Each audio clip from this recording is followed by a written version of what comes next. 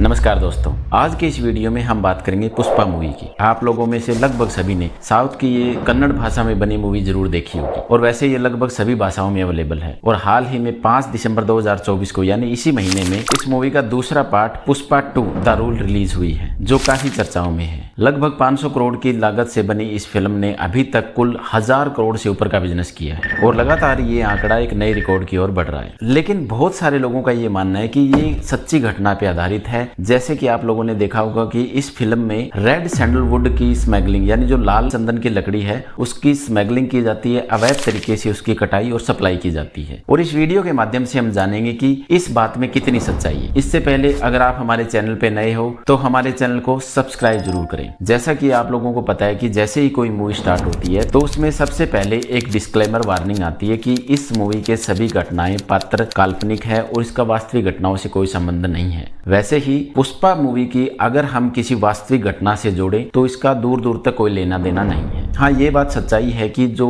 Red sandalwood है वो भारत के दक्षिणी इलाके में पाई जाती है, यानी जो साउथ में कर्नाटक, तमिलनाडु और केरल का एरिया है जहाँ पे घने जंगल है, वहाँ पे ये लाल चंदन की लकड़ी पाई जाती है। और एक आंकड़े के अनुसार पूरे भारत में साउथ का एरिया है वहाँ पे धरती की सबसे ज्यादा ये लकड़ी पाई जाती है और वहीं से करोड़ों का कारोबार भी होता है। अब जाहिर सी बात है कि जहाँ पे इतनी महंगी सोने की कीमत की लकड़ी पाई जाती है तो वहाँ पे अवैध तरीके के भी काम जरूर होते होंगे। सबसे पहले हम बात करते हैं कि आखिर ये लकड़ी इतनी महंगी क्यों है। वैसे तो सबको पता है कि चंदन की लकड़ी बहुत महंगी होती है, लेकिन जो लाल चंदन की लकड़ी है उसके उपयोग की बात करें तो इसका उपयोग बहुत सारी दवाओं में किया जाता है, बहुत सारी मेडिसिन बनाने में किया जाता है। जापान और चीन जैसे देशों में इसकी बहुत डिमांड है। म्यूजिकल इंस्ट्रूमेंट बनाने में भी इस लकड़ी का यूज होता है। इसके साथ ही महंगे फर्नीचर बनाने में भी इस लकड़ी का यूज होता है। एक आंकड़े के अनुसार लाल चंदन की लकड़ी से बनी एक कुर्सी की कीमत लगभग 10 लाख के आसपास होती है। वहीं पे बहुत सारी सेक्सुअल डिजायर दवाइयां और बहुत सारी महंगे परफ्यूम बनाने में भी इस लकड़ी का यूज किया जाता है। और यही कारण है कि ये लकड़ी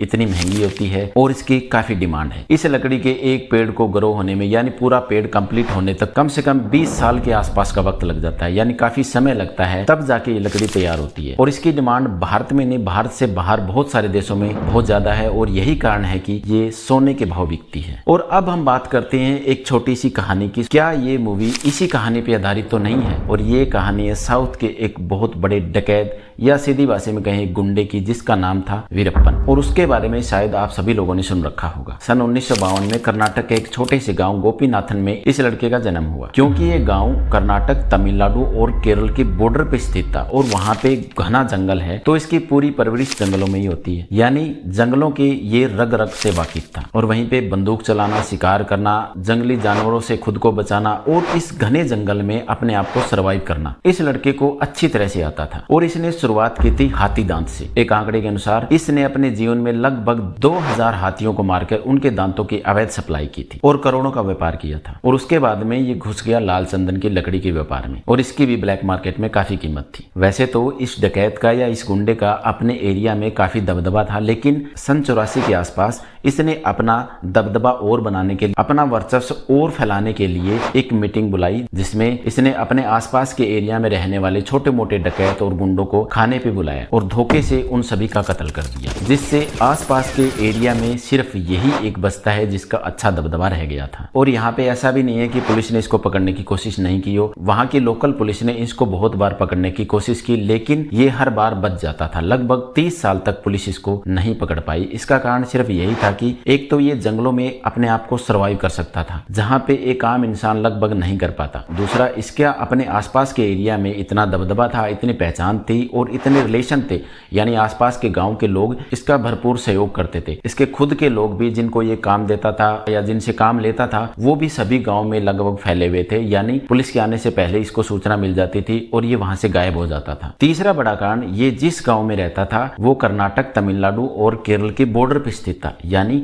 इसका एक स्टेट से दूसरे स्टेट में जाना जंगलों के माध्यम से काफी आसान था। वहीं पे लोकल पुलिस के लिए स्टेट क्रॉस करना, वहां की परमिशन लेना और वहां तक किसी अपराधी को पकड़ना थोड़ा सा मुश्किल हो जाता है। और सन 84 से 91 के बीच में इसने कई ऐसे कांड किए जिससे इसका दबदबा वहां पे काफी बढ़ गया था। सन 1991 में पुलिस के एक बड़े अधिकारी श्रीनिवासन को इसने एक फिल्मी स्टाइल से चैलेंज किया था कि मैं जंगल में इस जगह आपको बिना हथियारों के मिलूंगा और अगर आप में हिम्मत है तो मुझे पकड़ के दिखाएं। उन्होंने इस चैलेंज को एक्सेप्ट किया और उसको पकड़ने के लिए जंगल में उस स्थान पे चले गए और वीरप्पन ने धोखे से बड़ी बेरहमी से श्रीनिवासन का कत्ल कर दिया, उनका सर धड़ से अलग कर दिया। 1993 में फिर से एक पुलिस के बड़े अधिकारी रैम्बो गोपाल कृष्णन ने भी इसका इसी तरह का एक चैलेंज और एक्सेप्ट किया और उसको पकड़ने के लिए जंगल में 22 पुलिस वालों की एक टीम लेके गई। हालांकि इस डकैत ने उन सभी को भी धोखे से मार दिया और इस घटना में गोपाल कृष्ण भी बुरी तरह से पैरालाइज हो गए और यही कारण था कि छोटे मोटे पुलिस या फिर आसपास की जो लोकल पुलिस थी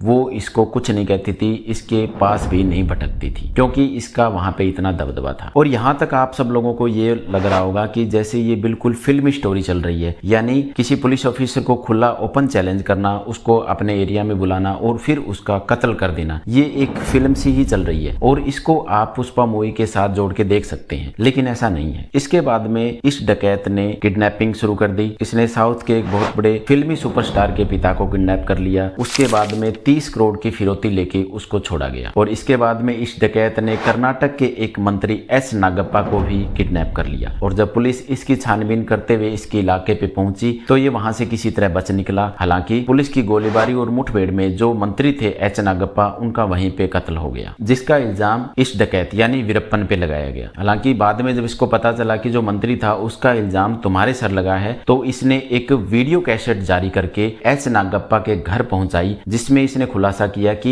उस मंत्री का कत्ल इस डकैत ने ना करके पुलिस की गोलीबारी से हुआ। और साल 2002 तक आते आते तमिलनाडु की उस समय जो मुख्यमंत्री थी जयललिता, उनके ऊपर काफी प्रेशर था कि इसको किसी तरह पकड़ा जाए क्योंकि इस डकैत ने अभी तक लगभग 2000 हाथियों को मारा था, 120 से ज्यादा लोगों की हत्याएं की थी जिसमें बहुत सारे पुलिसकर्मी भी शामिल थे और उसके बाद में लाल चंदन की लकड़ी का भी ये बहुत बड़ा स्मगलर था। और इतना बड़ा कांड करने के बाद भी अभी तक ये बंदा पकड़ा क्यों नहीं जा रहा है। इसके बाद में सरकार ने इसके ऊपर जिंदा या मुर्दा पकड़वाने के लिए 4 करोड़ का इनाम भी रखा था, लेकिन फिर भी ये नहीं पकड़ा जा रहा था। और इसके बाद में सरकार ने एक स्पेशल टास्क फोर्स बनाई जिसको हैंडल कर रहे थे के विजय कुमार। ये विजय कुमार वही थे जो 1985 से 90 के बीच में राजीव गांधी की स्पेशल प्रोटेक्शन ग्रुप का हिस्सा थे और इनको ये काम सौंपा गया। के विजय कुमार ने कमांड लेते ही सबसे पहले इस डकैत के कुछ लोगों को अपनी ओर किया और उसने ये समझ लिया था कि जंगल में इसको पकड़ना बहुत ही मुश्किल है, इसीलिए उन्होंने एक प्लान बनाया और इस डकैत के आंखों के ऑपरेशन के बहाने इसको जंगल से बाहर